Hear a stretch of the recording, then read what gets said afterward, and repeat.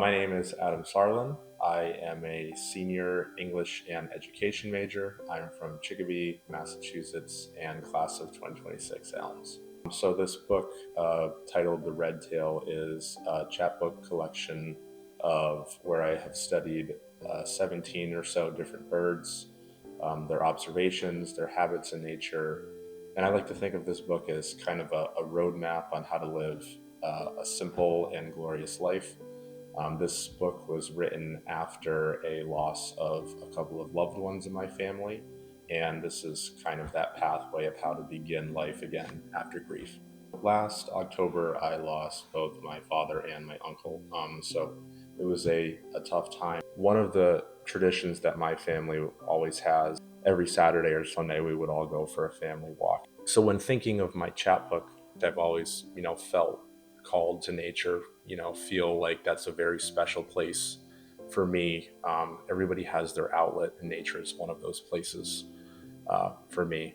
I feel after reflecting, after grieving, and observing, this wildlife, it's appreciating what you do have, appreciating the simple moments where the birds are flying across the pond, or the beauty of the natural wildlife. That's what really encapsulated my whole view about nature, is finding the good in the simple moment. My two closest poets that I read in my free time, James Tate and Mary Oliver, were a lot of inspiration behind the subject, and that connection to the natural world that I so often ventured into to kind of relieve some of that stress and relieve some of that grief after losing loved ones. So this one is titled The Geese, for Mary Oliver.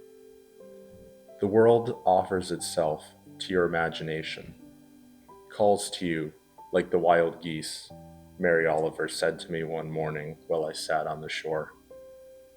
That night, as I walked through the province lands, I saw the geese lying along the path.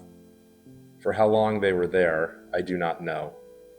And when I looked into their glossy, pine-colored pupils, I knew that they knew, and for the next hour I told them of my misery.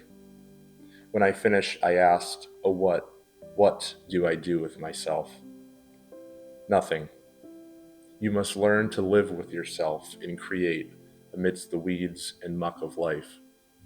This is what it means to swim in our pond, they said to me. Me saying, you're not alone out there.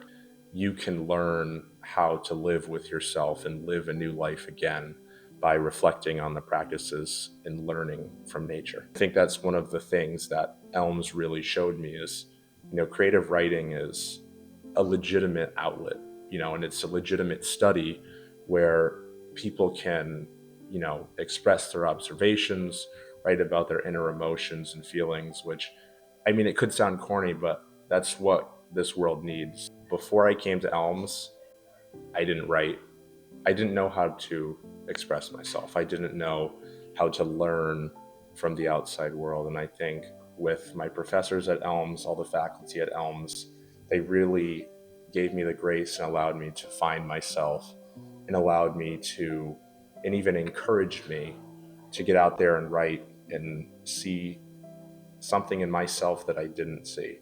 And I absolutely am so thankful for them for getting me out of my shell. I'm so thankful for all the support I receive, and really all the willingness for, not only English professors here, but also all faculty to go out of their way to support me in whatever I needed.